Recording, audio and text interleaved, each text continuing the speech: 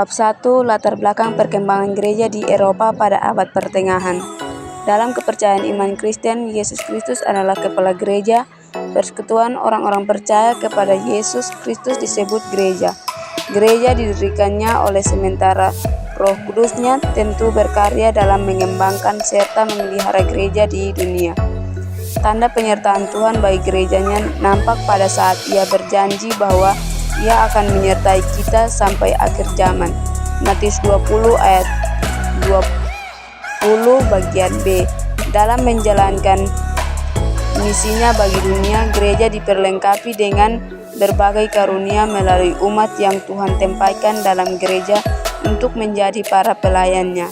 Dalam panggilan misinya bagi dunia, gereja mengalami berbagai tantangan dan hambatan, namun dalam keadaan demikian, gereja terus bertumbuh dan semakin bertumbuh. Untuk mengetahuinya dengan lebih baik, kita akan menelusuri sejarah perkembangannya, khususnya perkembangan gereja abad pertengahan. Abad pertengahan ditandai dengan jatuhnya Kekaisaran Romawi dan Kekaisaran Jerman Lama. Pada masa ini terjadi peristiwa Perang Salib yang berakhir dengan pembagian terbaginya Yerusalem menjadi 3 wilayah. Barat untuk Islam, timur untuk Kristen, dan selatan untuk Yahudi. Kesusastraan dipegang terutama oleh golongan agama Orthodoks. Masa ini disebut pula sebagai abad ke-8. Dark Ages, abad pertengahan, Jerman Mittelalter, adalah sebuah masa yang terletak antara abad kuno dan abad modern. Merupakan masa peralihan di mana gereja bersama dengan raja menguasai kehidupan masyarakat Eropa secara ideologis. Dengan demikian, kerangka berpikir yang dominan pada abad pertengahan dan tekanan kuat pada para elit gereja yang menganggap dirinya pengawas tatanan yang menguasai dunia dan telah menginterogasi ideologi para ilmuwan dan menyeret mereka ke pengadilan serta menganggap kegiatan ilmiah sebagai campur tangan setan. Kemudian faktor-faktor lain yang berada di luar pembahasan ini telah menjadi latar belakang munculnya Renaissance yang telah melahirkan teriakan protes terhadap kondisi yang dominan pada abad pertengahan. Abad pertengahan berakhir pada abad ke-15 dan kemudian disusul dengan zaman Renaissance. Zaman Renaissance berlangsung pada akhir abad ke-15 dan 16. Kesenian sastra musik berkembang dengan pesat. Ada suatu kegairahan baru, suatu pencerahan ilmu pengetahuan mulai dikembangkan oleh Leonardo da Vinci tahun 1452 sampai 1519, Nikolaus Kopernikus tahun 1473 sampai 1543, Johannes Kepler tahun 1571 sampai 1630, Galileo Galilei tahun 1564 sampai 1643. Periode abad pertengahan awal antara tahun 500 sampai 1000 merupakan masa transisi dalam sejarah Eropa yang kacau sehingga disebut sebagai abad ke-8. Invasi suku barbar mula-mula orang-orang Jerman, Gothland, Anglo-Saxon, kemudian disusul bangsa Skandinavia Viking antara tahun 800 sampai 1002. Terbentuknya kerajaan Jerman dan terjadinya perang-perang perebutan wilayah kekuasaan antara kerajaan-kerajaan tersebut. Kehancuran Romawi Barat menyebabkan ekonomi bergeser dari kota ke pedesaan. Pergeseran ini mendorong kemunculan sistem feodal di Eropa. Diintegrasi Kekaisaran Romawi Barat setelah sekitar 800 tahun dengan serangkaian penaklukan, ekspansi dan konsolidasi politik serta aktivitas kultural, kemudian digantikan peranannya oleh gereja.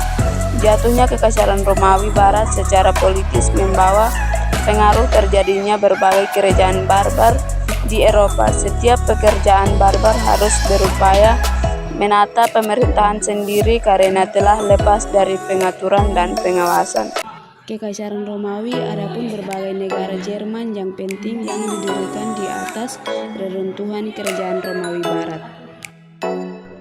Bab 2 pembahasan. Yang pertama, perkembangan gereja pada abad pertengahan. Abad pertengahan dalam sejarah Eropa berlangsung dari abad ke-5 sampai abad ke-15 Masehi. Abad pertengahan bermula sejak runtuhnya Kekaisaran Roma di barat dan masih berlanjut manakala Eropa mulai memasuki abad pembaharuan dan abad penjelajah atau pada abad ini bermula jatuhnya Konstantinopel di tangan Turki tahun 1453. Sehingga pada abad pertengahan ini disebut dengan zaman kelam karena masyarakat Eropa menghadapi kemunduran intelektual. Gereja tidak lagi terbatas pada Eropa dan Timur Tengah seperti dulu. Sekaligus kesatuan gereja barat yang dapat dipertahankan selama itu abad pertengahan menjadi hilang karena reformasi Martin Luther 1517. Yang kedua, pengaruh filsafat perkembangan gereja pada abad pertengahan. Sejarah filsafat abad pertengahan lazimnya dibagi menjadi dua periode, yakni periode di barat Latin mengikuti abad pertengahan sampai abad ke-12 ketika karya-karya dari Aristoteles dan Plato dilestarikan dan dibudayakan, serta pada masa keemasan di sekitar abad 12, 13, dan 14 di barat Latin yang merupakan puncak dari pengembalian filsafat kuno. Era abad pertengahan umumnya dipandang remeh oleh para humanis di zaman Renaissance lantaran mereka melihat filsafat pada abad pertengahan sebagai periode barbari atau abad yang menengahi. Filsafat pada periode klasik ini kebudayaan Yunani dan Romawi dan kelahiran kembali budaya pangan kasih tersebut pada zaman Renaissance. Filsafat abad pertengahan juga dapat dikatakan sebagai abad gelap karena didasarkan pada pendekatan sejarah gereja. Memang saat ini tindakan gereja sangat membelenggu kehidupan manusia. Para ahli pikir pada saat itu tidak lagi memiliki kebebasan berpikir karena apabila terdapat pemikiran-pemikiran yang bertentangan dengan ajaran gereja maka akan dihukum berat. Yang ketiga, perkembangan gereja di Eropa pada abad pertengahan. Selama zaman abad pertengahan, gereja di Eropa Barat memainkan peranan yang menentukan di seluruh kehidupan masyarakat. Hal ini dimulai ketika kekuasaan Kekaisaran Romawi hilang sebagai kuasa yang mempersatukan Eropa, dan situasi ini dapat berlangsung terus sampai akhir abad pertengahan, waktu kekuatan politik seperti negara-negara nasional mulai menuntut haknya untuk mengatur kehidupan masyarakat. Yang keempat, filsafat dan agama suku. Filsafat adalah studi tentang seluruh fenomena kehidupan dan pemikiran manusia secara kritis dan dijabarkan dalam konsep mendasar. Filsafat dan agama suku artinya segala hal yang sudah dipikirkan secara mendasar dan dikonsepkan di dalam ajaran agama suku. Pengertian filsafat sudah diketahui, oleh sebab itu ketika kita lihat agama sukunya. Agama adalah ajaran kepercayaan kepada Tuhan. Suku adalah sebuah realitas atau kenyataan dari kelompok masyarakat tertentu di daerah tertentu yang ditandai oleh adanya kebiasaan-kebiasaan dan praktek hidup yang hanya ada pada kelompok masyarakat itu sendiri seperti adat, budaya, dan kebiasaan. Agama suku bersifat eksklusif karena hanya dipraktekkan di dalam suku tertentu dan juga bersifat primitif, artinya sebelum menerima kebudayaan masih dengan pola hidup yang sederhana, asosial, dan gaptek. Bagian yang pertama, arti abad pertengahan. Abad pertengahan adalah kurun waktu peralihan dari abad kuno ke zaman modern. Selama abad ini gereja di Eropa Barat memainkan peranan menentukan seluruh kehidupan masyarakat. Pada waktu yang sama Eropa keluar ke seluruh dunia, Columbus menemukan Amerika. Saat di mana gereja tidak lagi terbatas pada Eropa dan Timur Tengah seperti dahulu. Juga kesatuan gereja barat yang dapat dipertahankan selama abad pertengahan menjadi hilang karena reformasi Martin Luther. Yang kedua, perkembangan gereja pada abad pertengahan. Awal perkembangan abad pertengahan atau 590 sampai 910. Abad gereja Kristen mulai tersebar ke batas utara dan timur laut benua Eropa, sedangkan di Timur Tengah dan Afrika Utara gereja terancam oleh serbuan pihak Islam. Sejak itu gereja Barat dan Timur menjalankan sejarahnya masing-masing. Di Eropa Barat, gereja dinamakan Gereja Katolik Roma yang dipimpin oleh Uskup Roma. Pusat gereja disebut Paus. Paus tidak hanya sebagai kepala gereja tapi juga pemimpin masyarakat. Gereja berperan di bidang politik dan kebudayaan sehingga Gereja Katolik Roma menentukan seluruh kehidupan masyarakat. Di timur adalah kebalikan dari barat. Ibu kota Konstantinopel adalah pusat gereja timur. Gereja timur dinamakan Gereja Ortodoks. Benar, kehidupan gereja terpusat pada kebaktian, di mana para anggota gereja melalui perayaan liturgi, terutama sakramen perjamuan kudus, mendapat bagian dalam keselamatan abadi. 1. Awal kejayaan perkembangan gereja di Eropa pada abad pertengahan ditandai oleh suatu reformasi adalah pembaharuan kebiaraan yang mulai diceluni Prancis. Reformasi ini merupakan reaksi terhadap perkembangan kebiaraan pada awal abad pertengahan, di mana biara-biara karena kedudukannya yang istimewa dalam masyarakat memperoleh kuasa besar di bidang duniawi. Biara-biara diberi tanah dan kekayaan sehingga semakin menjadi mewah.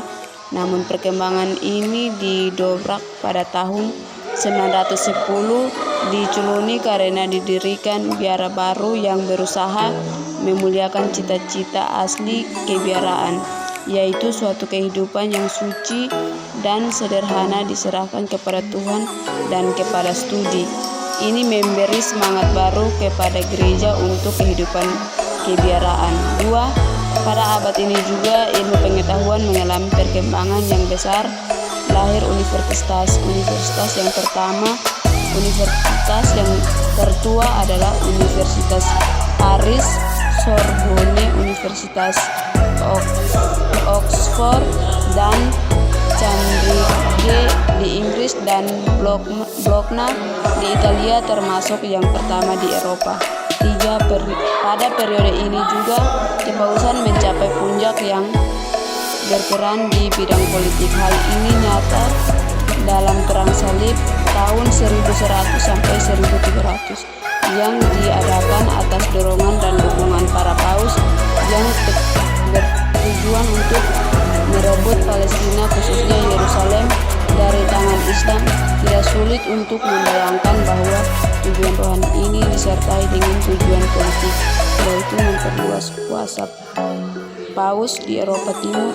Paus berhasil mempertahankan kuasanya di bidang politik, di mana kepausan dicapai waktu Paus Innocentius III tahun 1200 menduduki takhta yang disebut kursi Petrus, sebab Petrus dianggap sebagai paus pertama, tetapi kemudian kuasa paus mulai berkurang sampai akhirnya Paus Bonifacius 8 tahun 1300 gagal mempertahankan kuasa kepausan terhadap Raja Prancis. Paus berikutnya memindahkan kepausan dari Roma ke Prancis, kota Avignon, pada tahun 1309. B. Akhir abad pertengahan tahun 1300 sampai 1492 atau 1571. Ini merupakan masa peralihan dari abad pertengahan ke zaman reformasi. Kepausan mengalami krisis, sedangkan penguasa-penguasa duniawi makin lama makin lebih menentukan kehidupan di wilayah mereka, termasuk kehidupan rohani. Sesudah Paus Bonifacius 8, terjadilah pembuangan kepausan ke Babylon sebagai akibat pembuangan, dan kemudian skisma kepausan. Kehidupan gereja merosot sebab tidak ada pimpinan yang kuat. Kontrol atas rohaniawan mereka berkurang sehingga tingkah laku merosot. Ini terjadi karena unsur kuasa dan uang semakin dipentingkan. Yang dicari oleh Paus untuk memperoleh kembali kedudukan politiknya adalah kuasa, pengaruh, dan uang untuk membiayai kepausan dan segala usahanya. Keadaan gereja menyediakan banyak orang sehingga mereka ingin memperbaiki gereja atau mereformasinya. Yang diperjuangkan adalah para rohaniawan berhenti memikirkan status dan uang saja dan kembali kepada kehidupan yang terarah kepada Allah. Hasil usaha-usaha yang reformasi gereja antara lain skisma kepuasan dipulihkan pada tahun 1415. Raja-raja berperan mengakhiri perpecahan gereja, namun peranan penguasa duniawi semakin menonjol. Bidang-bidang tradisional dikuasai oleh gereja. Kebudayaan, ilmu pengetahuan, pendidikan, bahkan teologi lebih bebas di bawah lindungan pemerintah. Akibat kelahiran kembali kebudayaan Renaissance, khususnya kebudayaan Yunani dan Romawi, berlangsung dari abad 14 sampai 16, mulai di Italia, Prancis, Spanyol, Inggris, dan Jerman.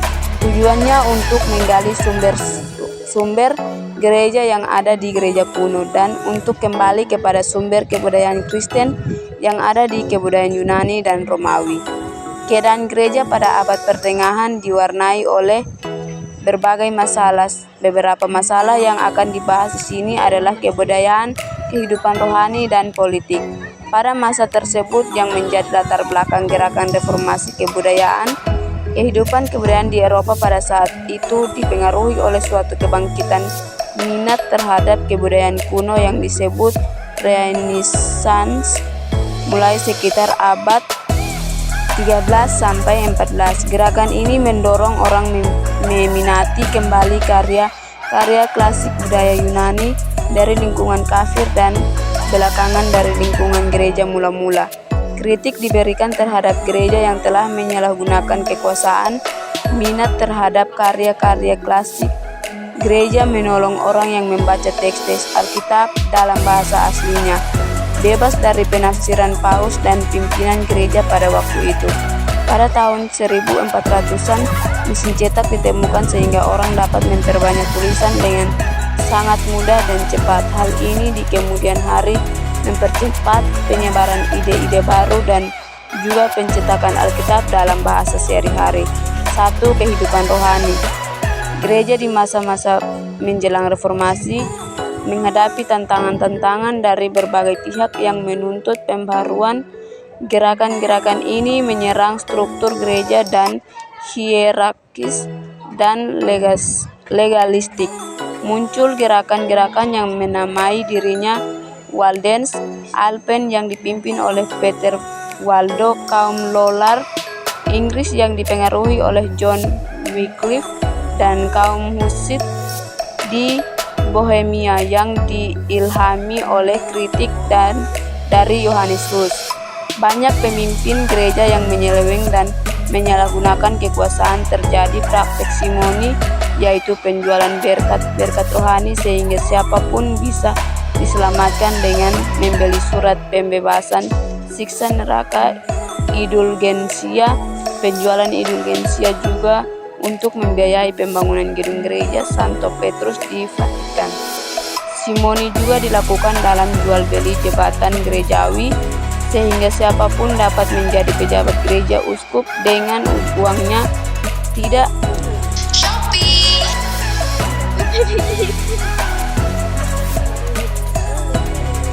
Tidak mengherankan kalau kemudian terjadi perebutan kekuasaan, bahkan sampai tingkat kepausan. Kepercayaan atas diri paus pun hilang karena ia harus menyingkir dari Roma ke Avignon.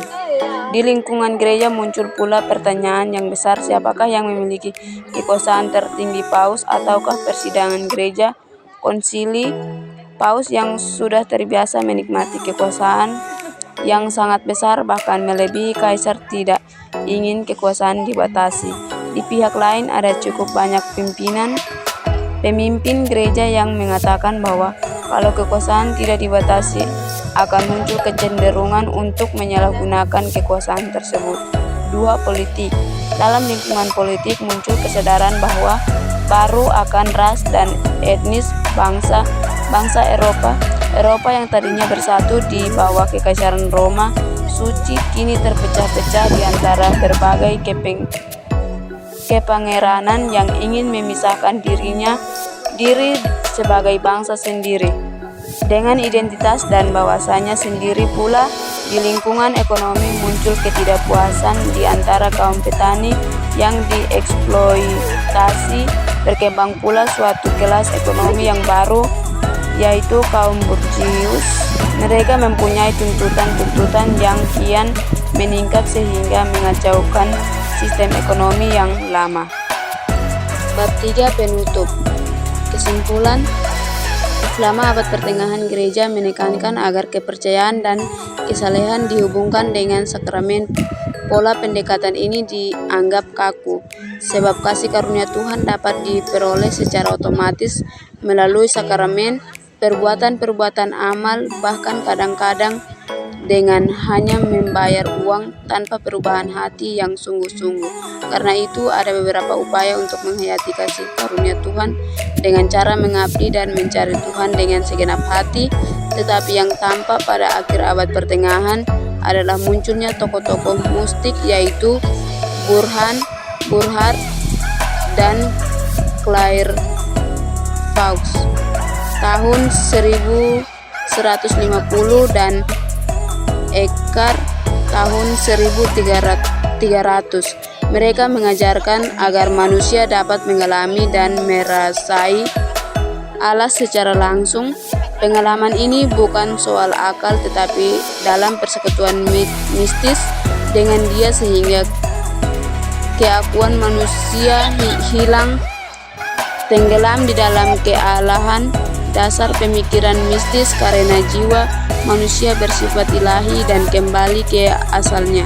Tetapi perlu ditegaskan bahwa para mistikus Kristen pada umumnya tetap mempertahankan perbedaan antara Khalik dengan manusia sebagai makhluk. Berhard sangat terkesan dengan kemanusiaan dan kelemahan Kristus. Karena itu ia mengajarkan bahwa jika manusia akan mencapai kesatuan dengan Kristus melalui 3 tahap, yaitu A. Bila melihat Kristus, jiwa itu akan menyesali dosa dan bertobat. B. Jiwa itu memikirkan dan mencoba meneladani kasih Kristus yang tampak dalam penderitaannya. C.